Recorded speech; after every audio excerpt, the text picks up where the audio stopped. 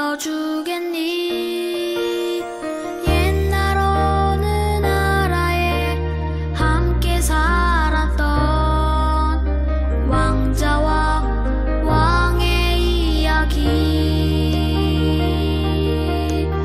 언제부턴가 그 나라에는 몹쓸 병이 돌고 있었대.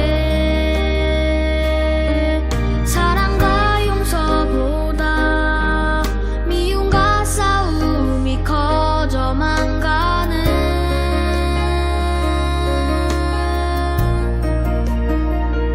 그 왕은 고민했었나봐. 그 병을 고칠 수 있는 이는 하나뿐인 왕자뿐이었는데, 그걸 모르는 어리석은 백성이 왕자님을 해치게 될 것을 알았던 거야. 그때 왕자님이 말했대. 사랑하는 저들을 위해서 제 영혼을 아버지께 드려요.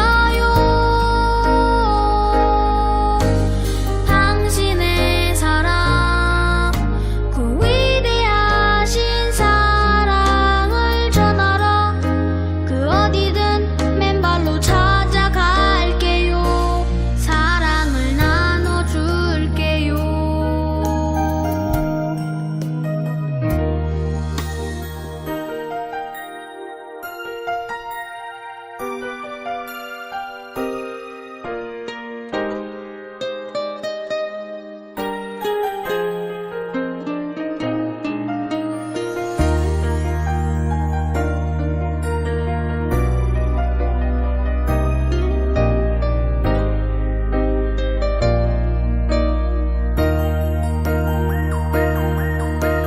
추운 곳에서 어두운 곳에서 매일 사랑을 가르쳤대.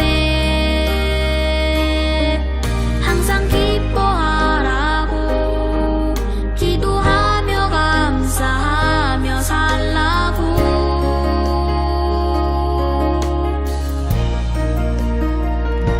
그러던 어느 날이었지. 어리석은 백성들이 그만 왕자님을 해치고야만 거야. 하늘도 울고 세상도 울었지만 왕자님은 기도했대. 저들을 용서하라고. 그제서야 모두 알았지. 우릴 위해 이곳에 오신 걸. 우릴 위해 눈물 흘리셨단 걸. 그분의 사랑, 그 위대하신 사랑을 배우고 다시 오실 그날을 기다렸는데, 또 시간은 점점 흐르고 그 기억은 멀어져 가면서 우리들은 다시 잊어가나 봐. 그분의 사랑, 그 위대하신 사랑을 우리는 언제까지나 항상 기억해야 해. 가슴에 새겨둬야 해.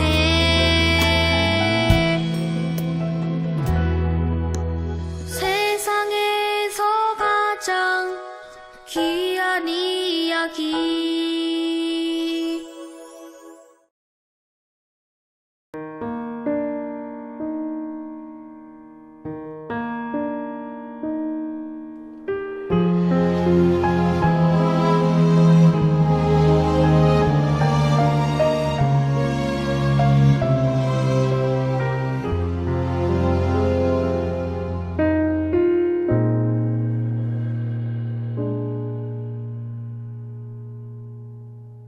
내가 모든 것 다 쥐고 있을 때에 나의 마음속엔 진정 만족 없었네. 눈에 보이는 것은 부족함이 없지만 나의 마음은 항상 공허했네. 성경 속에서 나를 보았네. 언제나 목말라 우물가에 있는 나와 같은 지친 모습으로 주님은 나를 찾아오셨네.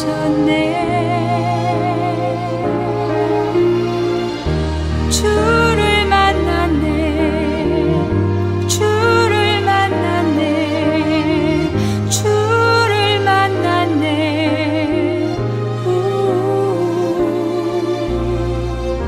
주를 만났네. 주를 만났네. 주를 만났네.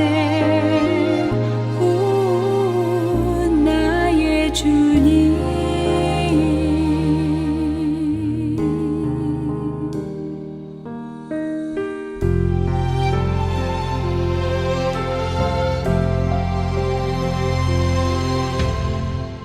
나는 어릴 때부터 하나님을 알고 주를 믿는다 생각해 왔었네. 많은 가르침 지켜봤지만 나의 마음은 항상 답답했네. 성경 속에서 나를 보았네. 캄캄한 밤에 주를 찾아간 나, 육에서 영으로 거듭나야 하는 주님은 나에게 말씀하셨네.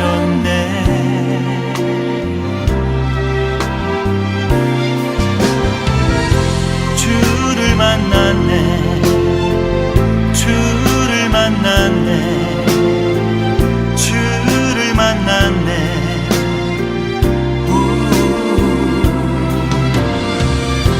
주를 만났네.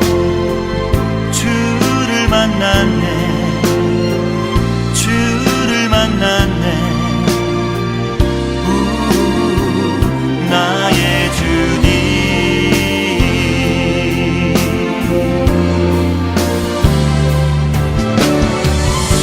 주를 만났네. 주를 만났네. 주를 만났네.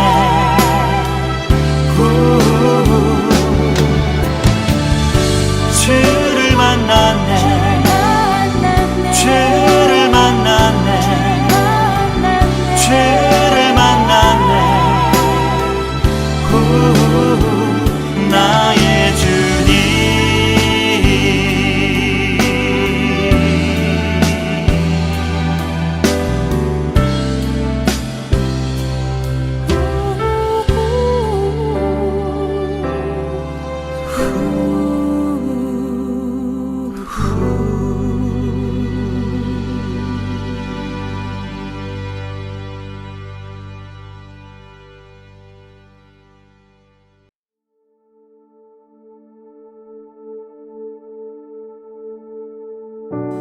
가인에게 주어진 표로는 하나님 나라에 들어갈 수 없습니다.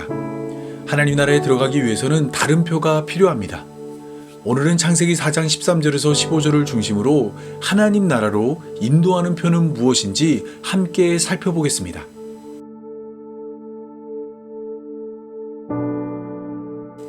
하나님은 아벨을 죽인 가인에게 표를 주었습니다.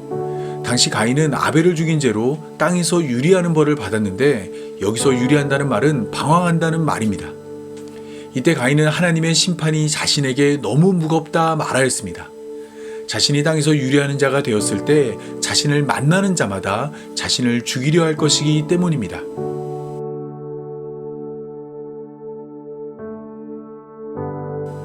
창세기가 소개하는 시대적 배경은 아담과 하와 그리고 가인과 아벨 외에는 다른 사람이 등장하지 않습니다. 그런데 가인은 자신이 유리하는 자가 되었을 때 다른 누군가의 위협을 걱정했습니다. 마치 그들 외에도 다른 사람이 있었던 것처럼 말을 한 것입니다. 이러한 가인의 앙변은 여러 가지 추측을 불러왔습니다. 가장 대표적인 것은 아담은 인류의 첫 번째 사람이 아니라는 주장입니다.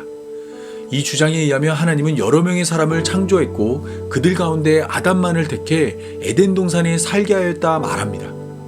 때문에 가인이 두려워했던 자들은 택함을 받지 못한 아담 외의 사람들이라 생각합니다. 또 다른 주장은 아담을 개인이 아닌 집단으로 이해하는 주장입니다. 이 주장은 아담의 이름 뜻이 사람이란 것에 착안하여 아담은 개인이 아닌 사람이란 집단을 소개하고 있다 말합니다. 때문에 가인이 두려워했던 자들은 아담으로 지음받은 여러 명의 사람들이라 생각합니다. 하지만 이러한 주장들은 창세기를 평면적으로 이해한 결과입니다. 창세기를 입체적으로 이해하면 가인이 두려워했던 자들은 가인이 앞으로 살면서 만나게 될 자들입니다. 가인이 앞으로 살면서 만나게 될 자들은 라멕과 같은 자들입니다. 라멕은 자신의 상처로 말미암아 사람을 죽였고 자신의 상함으로 말미암아 사람을 죽였습니다. 가인이 걱정했던 것처럼 사소한 일에도 사람을 죽이는 자가 나타난 것입니다. 그런데 라멕과 같은 자는 라멕 한 명으로 끝나지 않았습니다. 노아 시대가 되었을 때 온 땅이 부패하여 포악함이 땅에 가득했습니다. 여기서 포악함이란 단어는 폭력을 의미합니다. 이 땅의 모든 사람이 폭력을 일삼는 라멕과 같은 자가 된 것입니다. 따라서 가인은 두려울 수밖에 없었습니다. 자신이 죄 없는 아벨을 죽인 것처럼 그가 앞으로 만나게 될 자들은 자신과 같이 죄 없는 사람을 죽이는 자들이었고 라멕과 같이 사소한 일에도 사람을 죽이는 자들이며 언제나 모든 일을 폭력으로 해결하는 자들이기 때문입니다.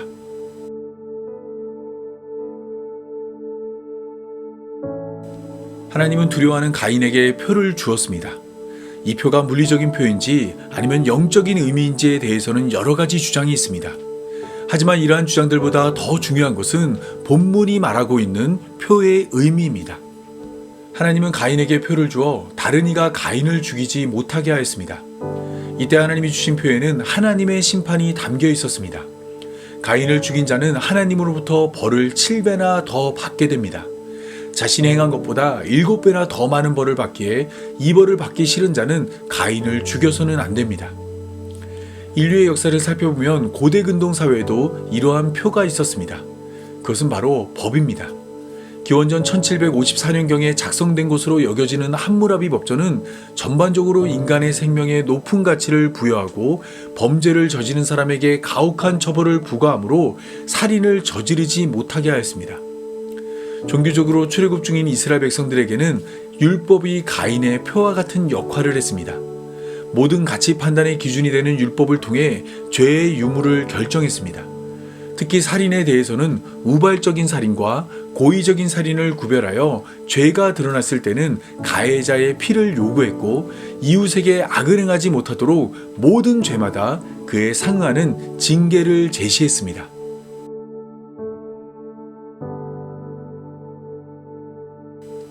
함무라비 법전이나 율법은 모두 동태복수법을 따르고 있습니다. 동태복수법이란 똑같이 갚아준다는 것입니다. 눈을 멀게 한 자에게는 눈을 멀게 하고 이를 깨트린 자는 이를 깨트려 벌을 내립니다. 하지만 하나님은 가인을 죽인 자는 벌을 7배나 받을 것이라 말했습니다. 해를 입힌 만큼 벌을 받는 것이 아니라 해를 입힌 것보다 7배나 더 많은 벌을 받을 것이라 말한 것입니다. 율법 가운데 7배의 징벌을 받는 경우는 하나님과 관련된 죄를 범하였을 때입니다. 사람과 사람 사이의 죄는 동태복수법을 따라 똑같이 갚아주는 것을 원칙으로 하지만 하나님과 사람 사이의 죄는 7배의 징벌을 받습니다. 이 벌은 매우 무거운 벌이기에 한 번의 범죄로 징벌을 내리지 않고 여러 번 경고한 후 그래도 말을 듣지 않을 때 7배의 징벌을 내립니다. 레위기 26장 18절입니다. 또 만일 너희가 그렇게까지 되어도 내게 청종하지 아니하면 너희의 죄로 말미암아 내가 너희를 7배나 더 징벌하리라. 레위기 26장 21절입니다. 너희가 나를 거슬려 내게 청종하지 아니할진대 내가 너희의 죄대로 너희에게 7배나 더 재앙을 내릴 것이라. 레위기 26장 24절입니다. 나도 너희에게 대항하여 너희 죄로 말미암아 너희를 7배나 더 치리라. 따라서 가인에게 주어진 표는 강력한 징벌의 표시입니다. 사람에게 죄를 진 것이 아니라 하나님에게 죄를 진 것으로 취급하여 행한 것보다 7배나 많은 벌을 받게 됩니다. 7배나 많은 벌이 어떠한 벌인지 레위기 26장 28절에서 33절을 통해 잠시 살펴보겠습니다.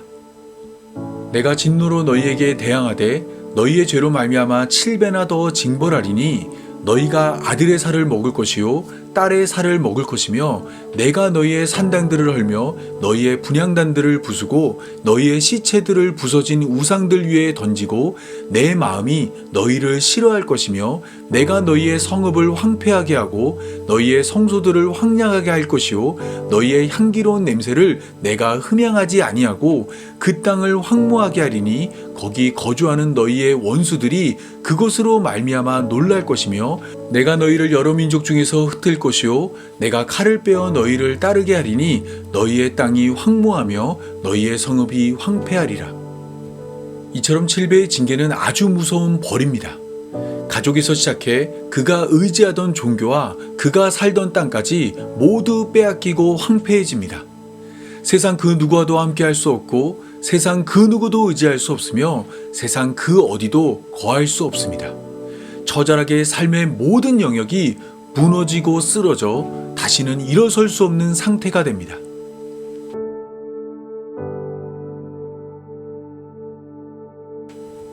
하나님은 가인의 표를 통해 가인을 죽이는 자는 벌을 7배나 받는다 경고하였습니다.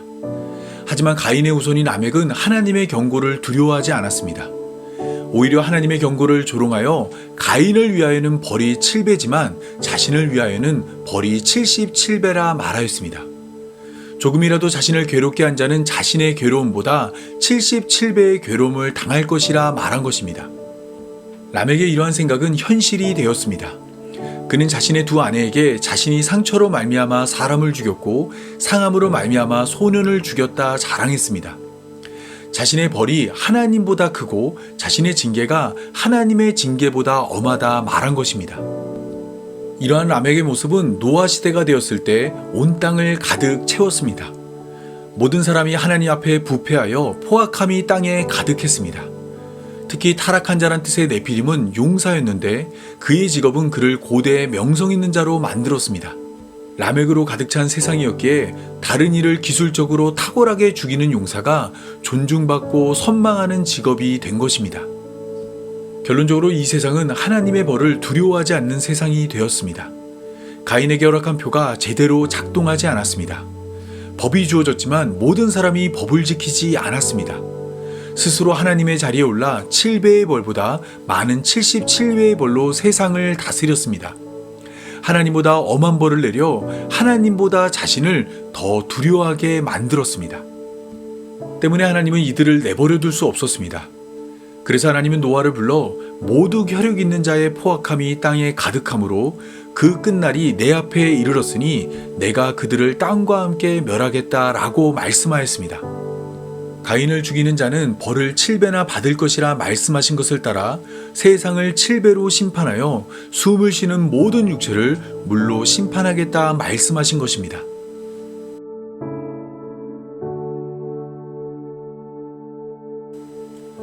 법으로 주어진 가인의 표는 그 법을 지키지 않는 사람들로 인해 생명을 보호하지 못했습니다. 하지만 성경에는 이러한 표만 있는 것이 아닙니다. 성경에는 가인의 표와 정반대로 사람의 생명을 보호하는 표도 있습니다. 그 표는 바로 유월절의 표입니다. 하나님은 유월절이 되었을 때 애굽에서 처음 난 것들을 모두 심판하여 죽음에 이르게 하였습니다. 이때 이스라엘 백성들은 어린 양의 피를 집 좌우 문설주와 임방에 발라 하나님의 심판을 피할 수 있었습니다. 어린 양의 피가 표가 되어 죽음에서 이스라엘 백성들을 지켜준 것입니다. 에스겔 9장에서도 이와 비슷한 내용이 소개됩니다. 하나님은 범죄한 예루살렘을 심판하기 위해 가는 베옷을 입고 서기관의 먹그릇을 찬 사람을 불러 너는 예루살렘 성읍 중에 순행하여 그 가운데서 행하는 모든 가증한 일로 말미암아 탄식하며 우는 자의 이마에 표를 그리라 명령하였습니다. 그리고 예루살렘 성읍을 다니며 이마에 표가 없는 자를 불쌍히 여기지 말고 국류를 베풀지 말며 쳐서 늙은 자와 젊은 자와 처녀와 어린아이와 여자를 다 죽이라 명령하였습니다. 하나님이 예루살렘을 심판할 때 이마에 표를 가진 자는 살고 이마에 표가 없는 자는 죽을 것이라 말씀하신 것입니다.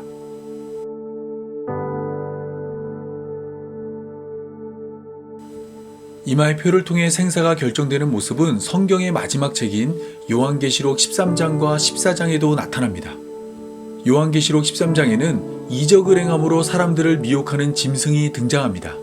이 짐승은 모든 자, 곧 작은 자나 큰 자나 부자나 가난한 자나 자유인이나 종들에게 그 오른손이나 이마에 표를 받게 하고 누구든지 이 표를 가진 자 외에는 매매를 하지 못하게 합니다.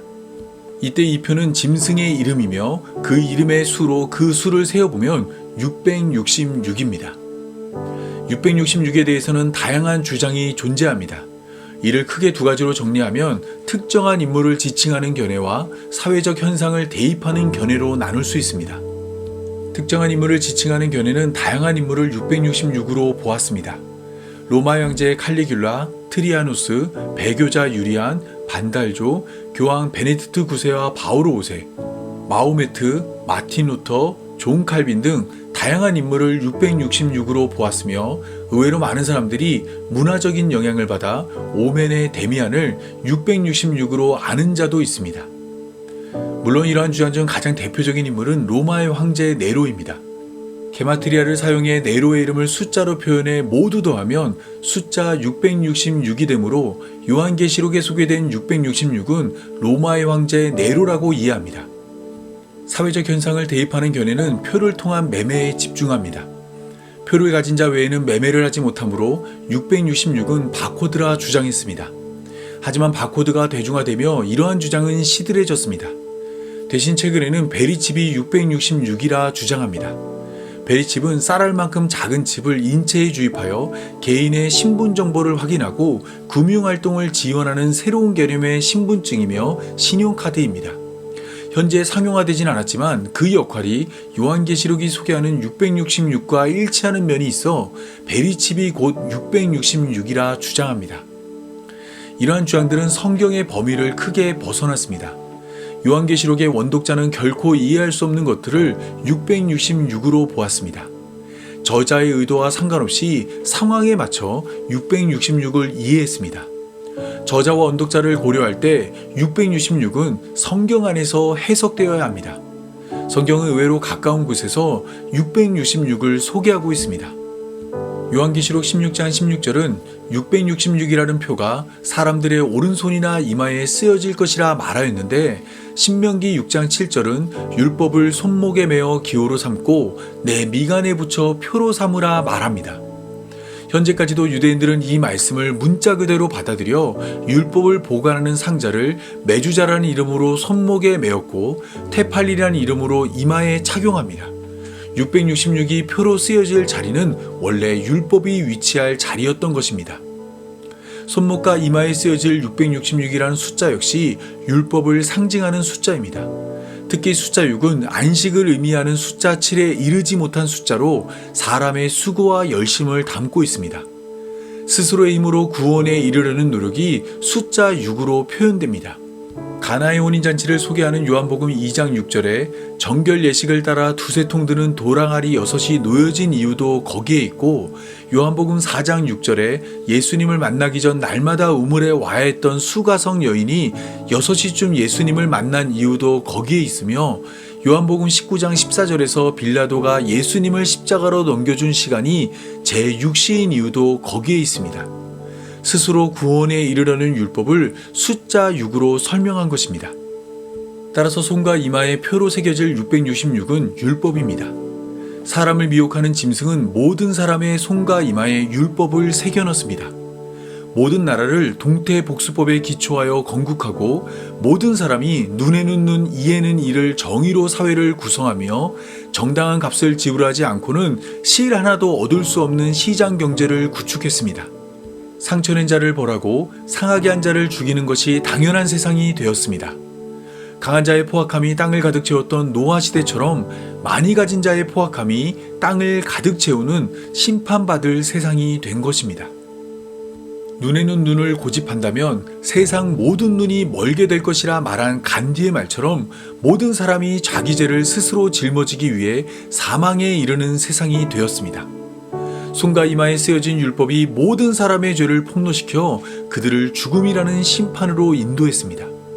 의인은 없나니 한 명도 없어 모든 사람이 죽음을 피하지 못하게 되었습니다. 그런데 짐승의 숫자가 소개된 요한계시록 13장 18절의 다음 구절인 요한계시록 14장 1절에는 이마에 666이 아닌 다른 이름이 새겨진 자가 있다고 말합니다. 그들은 14만 4천으로 소개되는데 그들의 이마에는 어린 양의 이름과 그 아버지의 이름이 쓰여 있습니다. 모든 사람이 율법 아래 살아갈 때 어린 양과 그 아버지의 이름 아래 살아가는 자가 있다 말한 것입니다. 어린 양과 그 아버지의 이름 아래 살아간다는 것은 쉽게 말하자면 어린 양과 그 아버지의 소유가 되었다는 것입니다. 공책을 사서 자신의 이름을 표기해 공책이 자신의 소유라는 것을 밝히는 것처럼 하나님은 자기 백성을 율법으로부터 건져내서 그들의 이마에 새겨진 율법을 제거하고 그곳에 어린 양과 그 아버지의 이름을 새겨 넣었습니다. 물론 이 과정은 공정하고 정당하며 정의롭습니다. 막무가내로 율법으로부터 자기 백성을 뺏어온 것이 아니라 율법으로부터 자기 백성을 건져내기 위해 하나님이 율법에게 차고 넘치는 값을 지불했습니다. 사람의 죄를 짐승의 피로 가리지 않고 사람의 죄를 사람의 피로 덮기 위해 하나님이 사람이 되었고 사람이 되신 하나님은 흠도 없고 점도 없는 삶을 통해 우리의 죄를 대신할 대속물이 되었습니다. 우리가 죽어야 할 십자가에 하나님이 대신 오르셨고 우리가 당할 모욕을 하나님이 대신 당하였으며 우리가 겪어야 할 고통을 하나님이 대신 겪으셨습니다. 유월절 어린 양의 피로 자기 백성을 사망에서 건져낸 것처럼 십자가에서 흘린 보혈로 우리를 죽음에서 건져냈습니다. 서기관의 먹그릇한 사람을 불러 우리의 이마에 자신의 이름을 새겨넣기 위해 하나님이 십자가에서 죽으셨습니다. 이러한 과정을 거쳐 이제 우리의 이마에는 주홍 글씨처럼 새겨졌던 율법 위에 어린 양과 그 아버지의 이름이 쓰여졌습니다. 짙은 예수님의 보혈이 깊게 패인 율법을 덮어 더 이상 우리에 대한 소유를 주장할 수 없게 만들었습니다. 이제부터 우리의 주인은 예수님이고 우리는 하나님의 다스림을 받습니다. 하나님은 우리의 하나님이 되고 우리는 그의 백성이 되었습니다. 보지 못하는 것을 증거하는 우리의 믿음이 우리 이마에 그러한 증거가 선명하다 말하고 있습니다. 이 사실을 믿음으로 하나님의 소유이고 하나님의 백성이며 하나님의 자녀가 되었음을 항상 찬양하는 교회로 부름받은 성도의 삶이 되기 바라며 오늘 말씀 맺겠습니다. 다 함께 기도하겠습니다. 우리에게 새 이름을 허락하신 하나님, 가인의 표와 같이 선명한 하나님의 뜻이 주어졌음에도 우리의 삶은 하나님의 뜻과 다른 삶을 살았습니다. 정의를 외쳤지만 정의롭지 못했고 공정을 말했지만 공정하지 못했습니다. 다른 이의 손해와 피해는 외면하고 나의 손해와 피해에는 핏대를 높여 소리를 질렀습니다. 은혜와 용서는 찾을 수 없고 책임과 징계만 가득합니다. 하나님, 이러한 말씀드리기 송구하지만 이러한 우리를 용서하여 주옵소서. 우리가 우리에게 죄진 자를 용서하지 못했지만 우리의 죄를 용서하여 주옵소서. 예수님이 우리의 이마에 새겨놓은 이름과 같이 우리도 그러한 삶을 살기 원하오니 크신 사랑과 은혜를 배워 우리도 그 사랑과 은혜를 베풀며 살게 하여 주옵소서. 주님 다시 배울 날까지 사망이 왕노릇하는 삶이 아닌 은혜가 왕노릇하는 삶이 되게 하여 주옵소서. 돌파별려 우리를 반겨주실 예수님을 기대하오니 속히 임하셔서 우리를 구원하여 주옵소서. 이 모든 말씀 우리 이마에 새겨진 우리 구주 예수 그리스도의 이름으로 기도합니다. 아멘.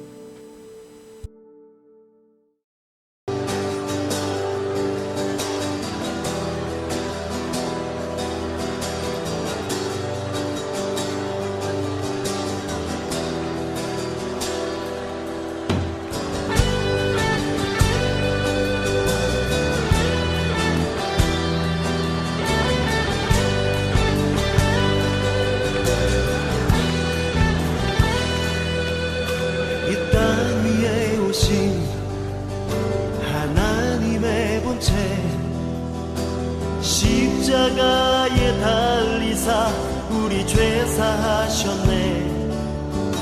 하나님이 그를 지극히 높여 모든 이름 위에 뛰어난 이름을 주사 우리 예수 이름 앞에 절하고 모든 입이 주를 신해. 영광 중에 오실 주를 보리라. 다같이 선포해. 왕께 만세. 존귀와 위엄을 찬양해. 왕의 왕께 만세. 주 예수 하나님.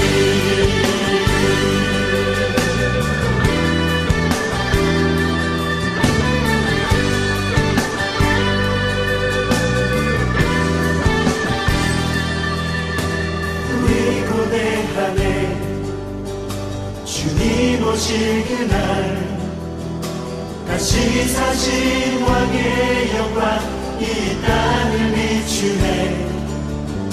사단의 권세는 주 앞에 무너져 생명과 진리의 주권 새가 잠놓도다. 우리 예수 이름 앞에 절하고 모든 입이 주를 신해. 영광 중에 오실 주를 보리라. 선포해.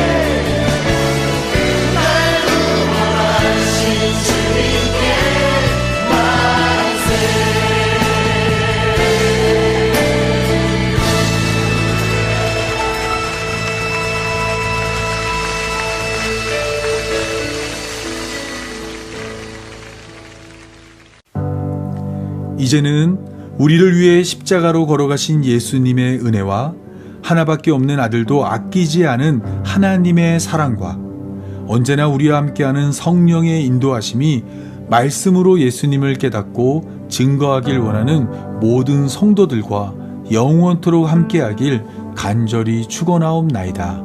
아멘.